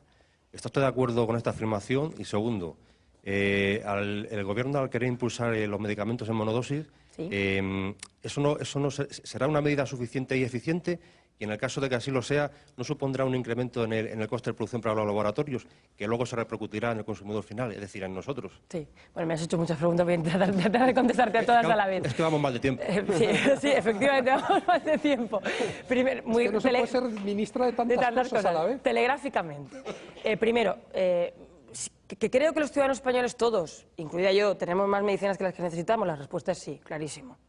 Las tenemos porque compramos más medicinas de las que las necesitamos, todos y todas. Segundo, ¿es una medida eficiente solo ella aislada? Pues suficiente no. Creo que es eficiente, pero no suficiente. Por eso he hablado de un conjunto de medidas que ya han conseguido, por cierto, por primera vez en la historia, que en este año reduzcamos en más de un 7% el gasto farmacéutico. Por primera vez, el conjunto de medidas, no solo una medida, es todo un plan. Vamos a la monodosis. Hemos negociado, evidentemente, con los laboratorios, si no podríamos hacerlo en cualquier caso. Primero, es una medida progresiva, paulatina, que empezará con un tipo de medicamentos, los más utilizados, y que seguirá avanzando. Y que en esa negociación lo que esperamos es que sea atractivo para, evidentemente, el laboratorio y negociar con él para que le sea. Hay ya fabricantes que nos han dicho que están dispuestos y, de hecho, en este momento ya están diseñándolo. Si no, no lo podríamos hacer. No podría yo garantizar esto a los ciudadanos que nos ven. Usted ha hecho públicos recientemente el balance de los datos del aborto en el primer año de aplicación de la nueva ley. Sí. Y usted ha anunciado que se ha reducido el número de abortos que se practican en España. Hay asociaciones pro vida que lo discuten. Yo no sé muy bien dónde está la polémica, pero sí que sería muy interesante que usted hiciera el balance de de la aplicación de esta ley? Ese balance lo hice justo, coincidía con el día en que el Ministerio volvía a poner encima de la mesa una campaña de prevención y educación sexual especialmente dirigida a jóvenes para evitar los embarazos no deseados y para evitar las enfermedades de transmisión sexual, y conocimos el dato por primera vez negativo, de descenso de un año para otro desde que se tienen datos. Me parece que es tremendamente positivo que hayamos bajado el número de abortos, por tanto el número de embarazos no deseados, y por tanto lo único que dije es que era un dato positivo, que parecía que caminábamos en la misma dirección y que teníamos que avanzar. De todos los datos, ¿con cuál me quedo yo, que creo que es el más positivo? El de mujeres menores de 20 años, que ha bajado en más de 900 de un año para otro. ¿Y eso qué porcentaje representa? Pues no sé decirte cuál es el porcentaje, pero es un porcentaje importante, y sobre todo estamos hablando de mujeres muy jóvenes y por tanto es nuestro público, todos son públicos objetivos, pero nuestro público objetivo. 900 y pico abortos menos es muchos abortos menos. ¿Eso se relaciona con la autorización sin receta de la píldora? No solo, yo no quiero decir, lo digo con claridad para que no haya ninguna discusión en este sentido o ninguna confusión en este sentido. Yo no quiero decir que solo sea por eso. Yo lo que quiero decir es que el camino que hemos cogido diferentes poderes públicos, con organizaciones juveniles y sociales, de hacer campañas de prevención, hacer campañas de educación, hacer accesibles los anticonceptivos. Por ejemplo, este ministerio hace un año hizo un convenio con los fabricantes de anticonceptivos, de preservativos, para que fueran más baratos, tuvieran campañas específicas a los jóvenes. También decidió que la píldora llamada píldora poscoital o píldora de emergencia fuera accesible a los jóvenes, porque había estudios que hablaban de inaccesibilidad, es decir, un conjunto de medidas que lo que buscaban era un objetivo: reducir el número de embarazos no deseados y, por tanto, de la decisión más dura y difícil que una mujer tiene que tomar, que es la interrupción voluntaria del embarazo. Yo creo que en lo que la mayoría de los españoles van a estar de acuerdo es en que nuestra sociedad será mejor cuantos menos abortos haya en ella. Por supuesto. Y me alegra que usted también mida la eficiencia y la eficacia de la ley por ese baremo. Entonces, filosóficamente no es contradictorio convertir la disminución de abortos en un objetivo y al mismo tiempo proclamar por primera vez que el aborto es un derecho. Pues mire, en absoluto, por una razón. Le voy a explicar cuál es mi visión. Porque esta ley, precisamente, el enfoque más importante, y por eso no nos cansamos de decir que no era una ley que se llamara Ley de Interrupción Voluntaria del Embarazo, sino Ley de Derechos Sexuales y Reproductivos e Interrupción Voluntaria del Embarazo. Hemos puesto todo el acento en la prevención, en la estrategia sexual y reproductiva que ahora el Ministerio tiene que desarrollar, en las campañas. En definitiva, en un titular, en hacer accesible a las mujeres de este país, especialmente a las mujeres jóvenes, pero a todas las mujeres, todas las medidas previas a tomar la decisión más dura y difícil que a nadie le gusta tomar, que es interrumpir un embarazo. Por eso es una ley con mirada amplia. ¿No le preocupa a usted que el Tribunal Constitucional le diga en un determinado momento, usted, el legislador, no ha tenido en cuenta la ponderación de dos bienes jurídicos a proteger, el derecho de la mujer y el del nasciturus? Una ley desequilibrada desde ese punto de vista. Pues no lo creo, si lo creyera no hubiera aprobado y votado esta ley, porque es una ley que, para empezar, tiene recomendaciones y ha seguido el camino que el Consejo General del Poder Judicial y que el Consejo de Estado nos ha dicho que teníamos que hacer.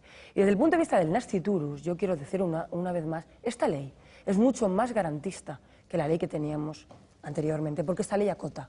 Quiere decir que no permite casos tan terribles como los que se dieron en... Esta ley acota, por tanto, ¿es una ley que da garantía a los médicos que prestan este servicio? Sí. ¿Es una ley que da más garantía a las mujeres que tienen que pasar por ese momento? Sí. Pero también es una ley que garantiza también más... Ahora, estará conmigo que un asunto de esta envergadura, que afecta tanto a las convicciones personales muy íntimas, sería deseable haber alcanzado un consenso, haber llegado a un acuerdo en el que se sintiera representado el conjunto de la sociedad, o por lo menos no del todo descontento nadie, ¿no? Totalmente, y de hecho le puedo asegurar que lo intentamos. Yo fui ponente en el Senado, y lo digo con Pero conocimiento de... con poco éxito. No, perdone, con mucho éxito, porque a lo largo del debate, del inicio... Hombre, el PP ya dice que la va a cambiar el Partido Popular, en cuanto llegue al poder. No se me ha atrevido todavía a decirlo tan claramente. Unos dicen sí, otros miran hacia otro lado, y la realidad y los hechos, no lo que dicen, los hechos es que las otras tampoco la cambiaron. Pero en cualquier caso, quiero recordar algo muy importante. Esta ley ha ido ganando grupos parlamentarios. Al principio se inició con un pequeño número de grupos, fue aumentando hasta que solo un grupo político estuvo fuera. El consenso no es solo siempre pasar porque ese grupo cuando el otro grupo representa el 45% de la sociedad mayoría de los española. ciudadanos de este país, y ahí están todas las encuestas, estaban a favor de esta ley. A lo largo del debate, además, se hizo un gran trabajo, se fue perfeccionando. Yo quiero agradecer a todos los grupos su trabajo. Se fue perfeccionando y fue mejorando. Con la ley de grupos, por cuidados... cierto, como Convergencia y Unió y Partido Nacionalista Vasco, que también siempre han tenido, bueno, pues una serie de posicionamientos en este sentido muy claros. Tenemos poco tiempo y todavía quedan unas cuantas preguntas para cubrir la inmensidad de sus dominios. Pero con la ley de cuidados paliativos y de últimas voluntades va a ocurrir lo mismo. Vamos a encontrarnos de repente con una ley que en medio de una crisis económica va a provocar una gran tempestad en la sociedad española, ¿o no? Pues no lo creo. Sinceramente creo que, y con esa vocación la voy a elaborar con mi equipo y con un grupo de expertos muy plurales, con las comunidades autónomas y con los grupos parlamentarios. Creo que es una ley mayoritaria. Estamos hablando de una situación que se produce en nuestro país. Hay alguna legislación, la andaluza nos inspira porque es una buena ley, una ley que por cierto tuvo un gran... Bueno, el PP ya hizo algo en últimas voluntades y testamento vital, ¿no? Sí, no, en este país existe, no partimos de la nada, nadie ha dicho que partamos de la nada, de hecho hay estrategias nacionales, pero no hay una legislación nacional que regule esa seguridad a los pacientes, a los médicos y a los familiares, es lo que queremos hacer. Por tanto, yo creo que todo el mundo que nos está viendo... Nada que ver con la eutanasia. En absoluto, lo dejo bien claro desde el principio. Esto no es una ley de eutanasia, que quede claro. Esta es una ley que lo que busca es que los últimos días de vida de un ciudadano enfermo, irreversible, pueda tener los mejores tratamientos y mitigar el dolor, algo que creo que nadie se opone. Y que la decisión sea suya y de su familia y que no puedan darse casos como fue tan polémico el doctor Montes. Bueno, el doctor Montes tiene sentencias, cuidado, que demuestran lo contrario de lo que le acusaron, pero en cualquier caso, yo no voy a entrar en ese debate ahora. Lo que quiero decir Yo he dicho polémico, nada más. Lo que quiero decir es, primero, lo que queremos es que una persona que está en esa situación pueda, efectivamente, anticipar esa voluntad de recibir ese tipo de tratamientos y reciba los mejores, viva donde viva, en la comunidad autónoma en la que viva. Que sus familiares estén tranquilos en ese sentido y que los profesionales también estén tranquilos, primero porque tienen una ley que les ampara, segundo porque tienen acceso a los mejores tratamientos y a la mejor formación para poderlo hacer en mejores condiciones y por tanto haya una legislación que garantice ese derecho. Es lo que vamos a hacer. Lo vamos a hacer con un grupo de expertos integral. Lo vamos a hacer inspirados en el debate andaluz, que fue un muy buen debate con un gran consenso. Lo vamos a hacer mirando también el debate francés, que fue un gran debate. Y finalmente haremos una buena ley, no tenga ninguna duda. Bueno, ¿es usted la depositaria del secreto de Fátima? Bueno, el de Fátima no, desde luego. Bueno, pues el secreto mejor guardado, en sobre cerrado, entregado a una sola persona, es como el secreto de Fátima en la historia del Partido Socialista. ¿Qué va a hacer el presidente Zapatero? Pues mira, el presidente Zapatero... Usted no es la depositaria. Mira, el presidente Zapatero... No, pero yo le he preguntado, ¿se lo ha dicho usted? Primero, si lo fuera no se lo diría, ya también se lo digo. Pero aparte le diré que el presidente Zapatero es... yo le conozco hace ya muchos años, vengo trabajando con él 10 años, y creo que tiene muchas virtudes, también seguramente los que nos ven le encontrarán defectos, pero para mí una de las virtudes que tiene, es una opinión personal, es cómo maneja los tiempos, lo ha demostrado muchas veces. Primero, tiene derecho a decidir cuándo y cómo, y en segundo lugar... ¿Y usted, si tuviera que jugarse los cuartos, apostaría en qué apostaría? ¿En que va a ser candidato o en que no? Yo no apostaría. ¿Por qué? Porque la decisión es solo suya. Yo le digo lo que yo querría. Y pues ya sé que usted querría que fuera candidato, pero hay razones del corazón que la razón no entiende. No, al revés, lo hago con toda la razón. ¿Usted cree que va a serlo? No, yo quiero que lo sea. Pues si usted... Y a día de hoy, le diré, no tengo esa incertidumbre. Es decir, yo en mi trabajo diario, en el equipo de gobierno en el que trabajo, no tengo esa incertidumbre. Pero si usted no está convencida de que lo va a ser, malo. No, perdone, yo no he dicho eso. Yo estoy convencida de que el presidente Zapatero hará lo mejor para el partido y para el gobierno. Bueno, eso es una respuesta políticamente correcta. Y la pregunta es una pregunta que quiere llegar donde yo no quiero llegar, pero le diré más. Y esto es el juego del periodista y el político, pero le diré. Lo más importante, ¿sabe qué es? Que es muy curioso. Hay un empeño, yo lo entiendo, pero hay un empeño fuera del partido, de un debate que no existe en el partido, que realmente todo a su tiempo. ¿Cómo se siente después de haber levantado el puño en Rodiezmo uno y otro año y muchas veces en los congresos del partido? ¿Cómo se siente formando parte de un gobierno que está protagonizando el mayor recorte de derechos sociales de la historia de la democracia? En absoluto.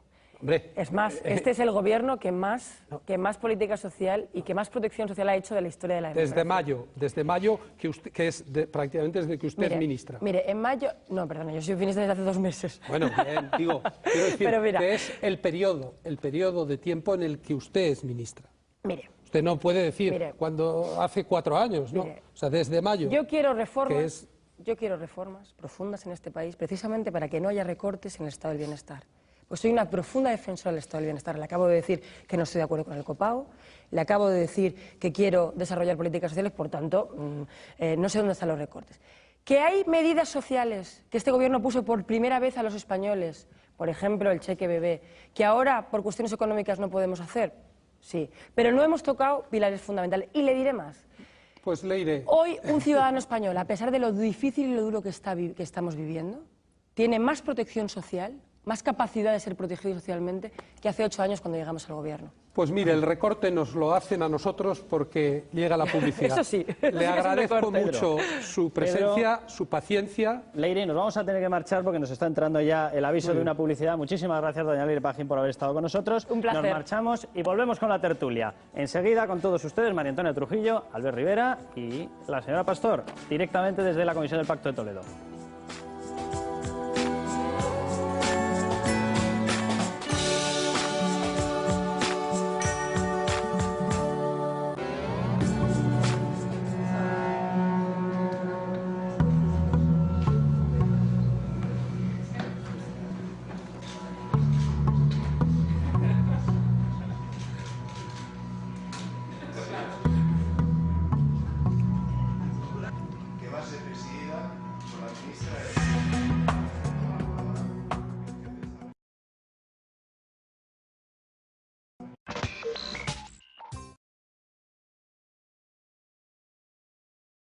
En el mundo de la política, del periodismo, pero en la vida, no se debe nunca prejuzgar.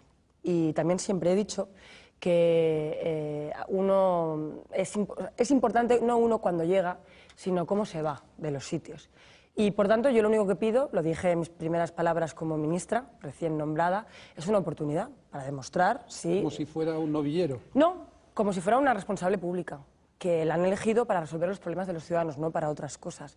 Y por tanto tengo esa responsabilidad y cuando me vaya de este ministerio la gente podrá juzgar, con su opinión, si hemos hecho una buena política o si hemos errado en nuestras soluciones. Pero antes, sobre todo cuando se desconoce a la persona y se juzga por ser mujer o por ser joven, pues especialmente creo que es una visión equivocada de las cosas. Junto a las críticas también hay sectores sociales que sienten una gran simpatía por usted y que en cuanto le atacan a usted salen en tromba un poco en su defensa, ¿no? Pasó con esto del alcalde de Valladolid cuando hizo ese comentario, digamos, tan zafio sobre su atractivo físico, ¿no? Bueno, seguramente porque, primero, el alcalde de Valladolid no es la primera vez que se pronuncia en ese tono, es una tónica habitual, por lo visto, en su trayectoria. Habitual. Bueno, todos los medios de comunicación publicaron... Un perro que mató le llamaron mataperros, ¿no? Bueno, le puedo asegurar que a la candidata del Partido Socialista a la alcaldía de Valladolid hace ahora 4 años, va a hacer ahora 4 años, le dijo cosas mucho peores.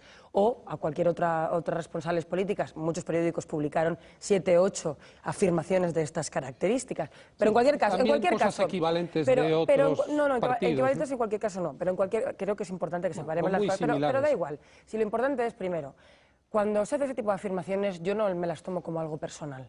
Creo que son una ofensa a las mujeres en general y creo que los servidores públicos tenemos que tener especial cuidado a la hora de hacer afirmaciones con la que está cayendo en este país en la desigualdad con respecto a las mujeres. Y por tanto, lo que creo es que... Sí, pero él pidió enseguida perdón. Y parece como si usted hubiera sido un poco cicatera a la hora de... Porque él pidió perdón muy rotundamente, ¿no? En absoluto, y lo sabe bien, no solo no pidió perdón, sino que volvió a las andadas y ha vuelto a las andadas hace tan solo 24 horas. Pero en cualquier caso... Bueno, él lo que ha dicho sí que... En cualquier caso, lo importante es que tengo la sensación de que este señor no tiene mucho que ofrecerle a los ciudadanos de Valladolid y que está buscando permanentemente este tipo de cuestiones para, de alguna manera, irrumpir en los medios nacionales. Por lo tanto, no seré yo que le dedique un minuto más, porque no se lo merece. O sea, que no comparte el diagnóstico de que los ataques que él recibió van a volverse como un boomerang a su favor y va a tener más votos todavía como alcalde de Valladolid. El tiempo lo dirá, pero de momento ya hemos conseguido que al menos una vez un dirigente del Partido Popular les autorice. Bueno...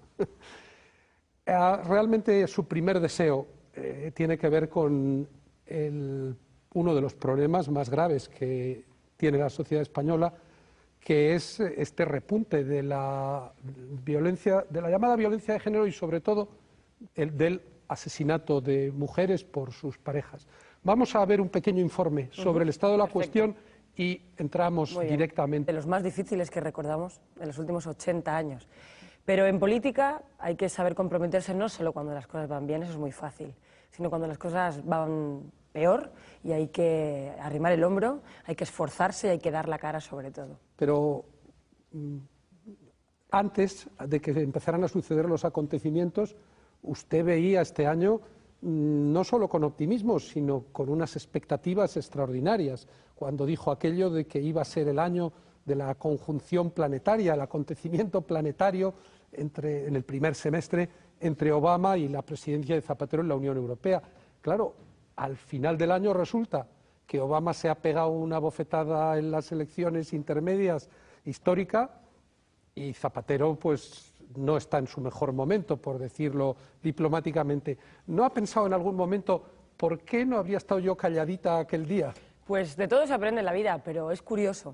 Acaban de poner hace, creo que de aproximadamente 10 minutos, en esta televisión, antes de este programa, las palabras exactas de lo que yo dije, que se puede juzgar exagerado y lo entiendo, no lo hice con esa intención, pero jamás dije la palabra conjunción planetaria. Acontecimiento, ¿no? Tampoco. Dije simplemente que iba a coincidir históricamente, y lo que más sonó raro fue la palabra planeta, podría haber dicho en el mundo, en cooperación internacional, la palabra planeta, como en el medio ambiente lo utilizamos de una forma muy habitual, sonó, es verdad que sonó muy exagerado, ahora lo veo y lo entiendo, pero no lo dije con esa intención, en cualquier caso. Si miráramos las portadas del periódico, incluso del Mundo, cuando Obama llegó al poder, veríamos las expectativas, que no solo Leire Pajín, creo que es muy humilde decir eso, creo que todo el mundo, o el planeta como quiera, tenía respecto al primer presidente de Estados Unidos con un perfil muy diferente, con un compromiso, por ejemplo, para que todos los ciudadanos y ciudadanas tengan sanidad, algo que en España afortunadamente es un derecho, pero en Estados Unidos no, cosas tan sencillas. Y esa expectativa estaba en Estados Unidos, en la votación, en lo que esperaban, y estaba en otras partes del mundo. Eso es así, creo que es un dato pero objetivo. es un año, reconocerá, 2010, de ilusiones decepcionadas. Bueno, sobre todo porque... Claro, usted ha llegado al ministerio. En su caso tendrá sentimientos encontrados. Sí, claro. Bueno, pero sobre todo en aquel momento yo me refería más a retos internacionales que teníamos encima de la mesa y donde, por ejemplo, Estados Unidos tiene mucho que decir y donde yo siempre pensé que la llegada de un presidente como Obama podía acercar la solución, por ejemplo, Oriente Próximo, conflictos siempre enquistados. Por tanto, me refería más a eso, también a la crisis económica. Y es verdad que la crisis económica ha golpeado duro a Obama, ha golpeado duro a Zapatero, a Merkel y a todos los presidentes, porque está siendo especialmente dura y porque quien está en primera línea de combate, obviamente, pues se lleva, digamos, si yo le digo más a usted, parte. ya que 2010 no ha sido un buen año, si yo le digo a usted, oiga, haga los 3 buenos deseos para 2011, ¿cuáles serían? Bueno, pues sin duda hay dos que me salen de forma espontánea. Uno, eliminar, y si no podemos eliminar, reducir al máximo las muertes por violencia de género. Este año ha sido también un año muy duro respecto a las mujeres.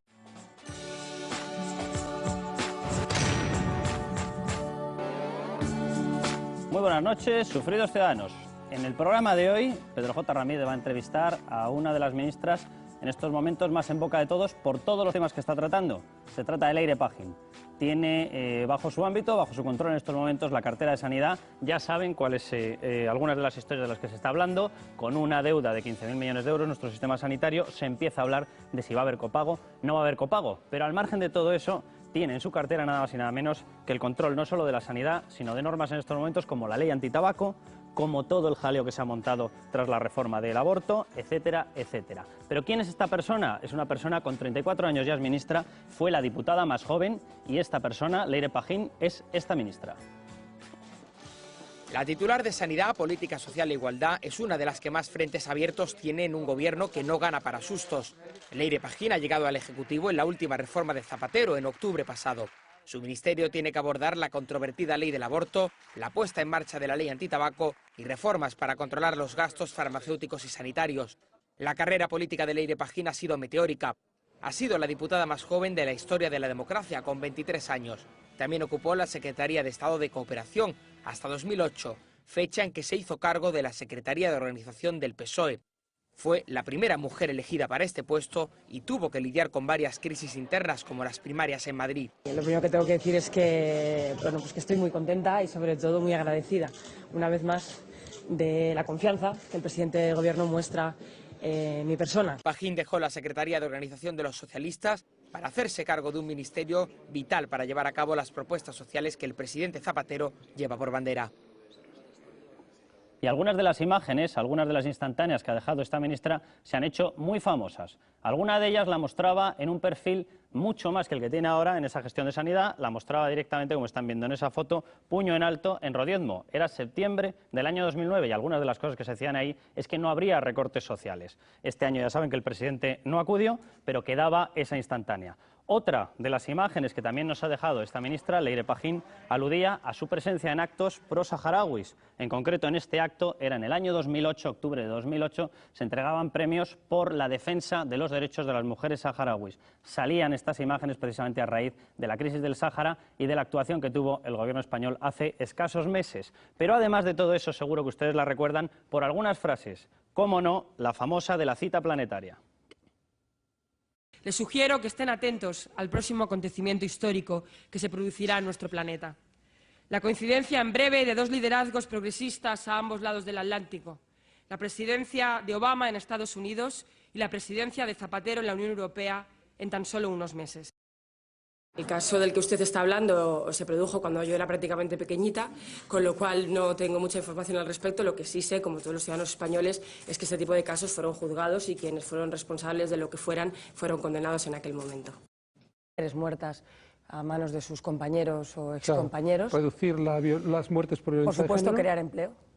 Y recuperar la economía para los ciudadanos. Porque también hay que recordar que durante los últimos años hemos crecido, pero no todo el mundo ha recibido ese beneficio y de aquella situación pues esta conclusión, ¿no? Hoy es 28 de diciembre.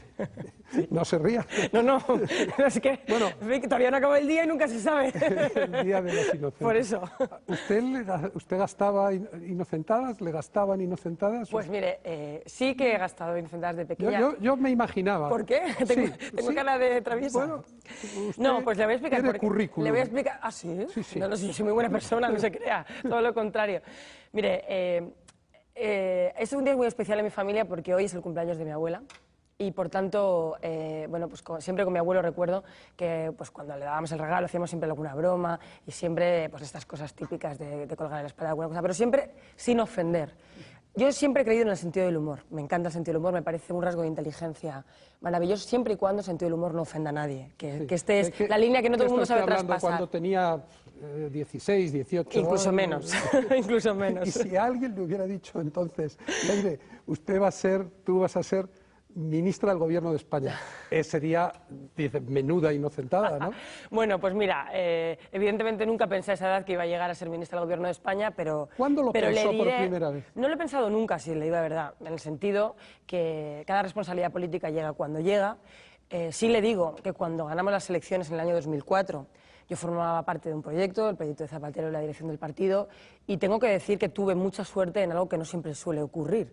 Y es que si me hubieran preguntado, cosa que no lo hicieron, qué me hubiera gustado aportar al gobierno o qué me hubiera gustado ser en aquel momento, hubiera dicho secretaria de Estado de Cooperación Internacional. Yo venía de ese mundo y tuve esa gran suerte.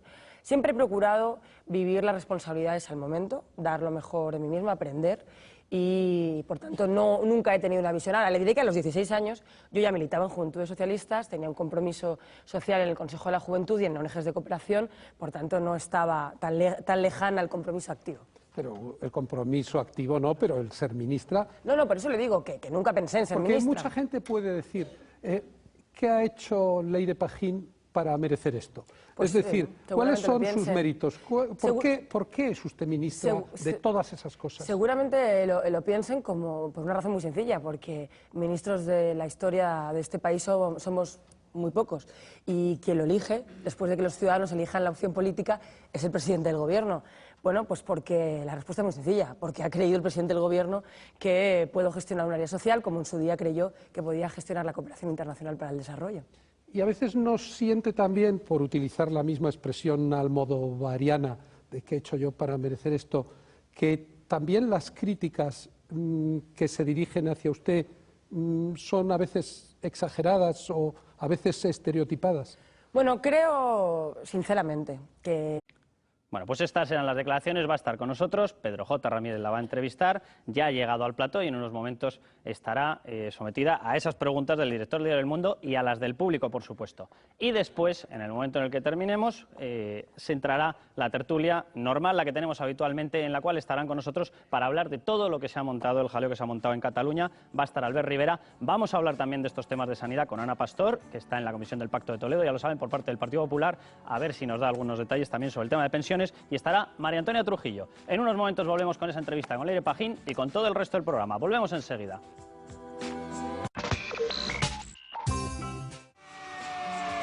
Queremos saber qué hay debajo del mantel. Bueno, pues ya estamos aquí. Muy buenas noches a todos. La pregunta que les vamos a hacer, en unos momentos empezaremos con esa entrevista con la ministra de Sanidad, con Leire Pajín, pero antes déjenme que les comente la pregunta que les vamos a trasladar. Es un problema que tienen todos encima de la mesa: la luz, la subida de la luz.